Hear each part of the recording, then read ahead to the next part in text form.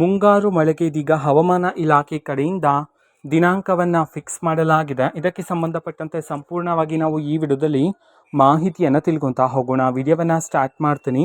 ಅದಕ್ಕಿಂತ ಮೊದಲು ನೀವಿನ್ನು ನಮ್ಮ ಚಾನಲ್ಗೆ ಸಬ್ಸ್ಕ್ರೈಬ್ ಮಾಡದೇ ಇದ್ದರೆ ಈ ಕೂಡಲೇ ಚಾನಲ್ಗೆ ಸಬ್ಸ್ಕ್ರೈಬ್ ಮಾಡ್ಕೊಳ್ಳಿ ಮತ್ತು ಲೈಕ್ ಮಾಡಿ.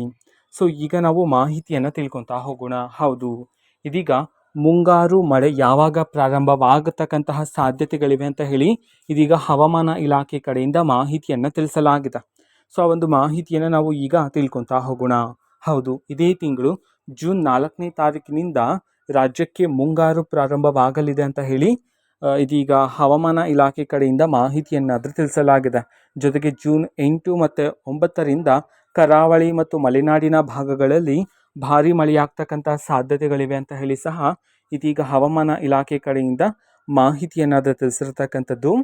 ಜೊತೆಗೆ ಉತ್ತರ ಕರ್ನಾಟಕದ ಉತ್ತರ ಒಳನಾಡಿನ ಭಾಗಗಳಲ್ಲಿ ಇದೀಗ ಹವಾಮಾನ ಇಲಾಖೆ ತಿಳಿಸಿರ್ತಕ್ಕಂಥ ಮಾಹಿತಿಯ ಪ್ರಕಾರ ಪ್ರತಿ ಗಂಟೆಗೆ 50 ಕಿಲೋಮೀಟರ್ ವೇಗದ ಬಿರುಗಾಳಿ ಬೀಸಲಿದೆ ಅಂತ ಹೇಳಿ ಸಹ ಇದೀಗ ಮಾಹಿತಿಯನ್ನಾದರೂ ತಿಳಿಸಿರ್ತಕ್ಕಂಥದ್ದು.